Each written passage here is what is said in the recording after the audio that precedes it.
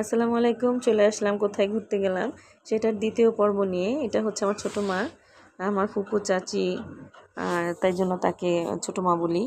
তো হাঁটতে হাঁটতে এক পর্যায়ে দেখলাম অনেক উঁচা একটা বালুর টিলার মতো।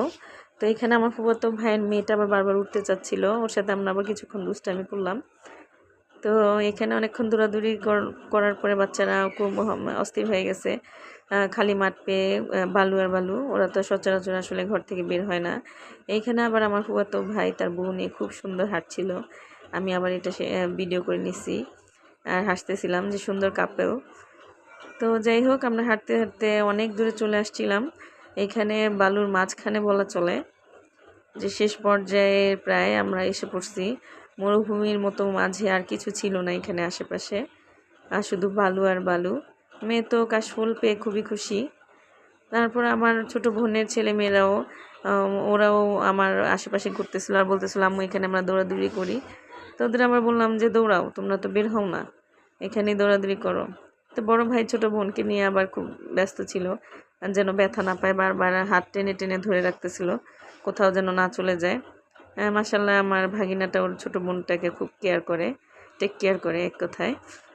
যাই হোক, এখানে সবাই বসেছিল। অনেকক্ষণ হাঁটাহাঁটির পরে এক পর্যায়ে গিয়ে আমরা পাইপের উপরে বসি। আপনারা হয়তো অনেকেই দেখেছেন। এইভাবে বালু ভরতে হলে ডেজার বলে ওইটাকে, পাইপ দিয়ে বালু টানতে হয়। তো এখানে আমরা অনেকক্ষণ বসেছিলাম আর মেয়ের সাথে একটু ভিডিও করে নিলাম। যেহেতু আমার কোনো মেয়ে নেই, আমার দুইটাই ছেলে, ওই আমার মেয়ে। তো এই মেয়ে খুব দুষ্টামি করতেছিল, বলতেছিল আম্মু আমাকে ভিডিও করো। পরে এক পর্যায়ে আমরা দেখি যে অল্প কিছু পানি ছিল, এখানে আবার বাঁশ দিয়ে পাইপটাকে ব্রিজের মতো বানিয়ে দিছে।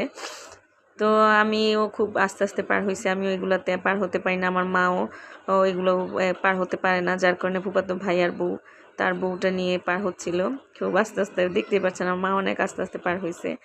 তো যাই হোক, আলহামদুলিল্লাহ ঘোরাঘুরি শেষ করে বাড়ির দিকে যখন ফিরছিলাম, ফেরার পরে আমি আবার বের হয়েছিলাম ভাইয়াকে নিয়ে, শীতলক্ষ্যা নদীর পাড়ে যাব, তাই জন্য বের হয়েছিলাম। তো আকাশটা খুবই সুন্দর ছিল সন্ধ্যার দিকে, আমরা আবার জিলাপি কিনেও খাইছি। তো এক পর্যায়ে আমরা চলে গেলাম শীতলক্ষ্যার পাড়ে। রাত্রের ভিউটা আসলে দেখতে তেমন ভালো লাগছিল না, কিন্তু এখানে আসলে বিকেলে আসা উচিত ছিল। তো যাই হোক, অনেকক্ষণ এখানেই করলাম। তারপরে হাঁটতে হাঁটতে এক পর্যায়ে গেলাম আমরা একটা কারখানায়। এখানে কিভাবে জাহাজের ছোট ছোট পাখাগুলো বানায় সেটাই দেখতেছিলাম অনেকক্ষণ যাবৎ। অনেক কষ্ট আসলে, মানুষের কাজের কষ্টের শেষ নেই, আসলে কাজ মানেই কষ্ট। একদম কালো হয়ে গেছে তারা, একদম এই আগুনের সামনে বসে থাকাটা আসলে অনেক কষ্টের। যাই হোক, ভালোই ছিল।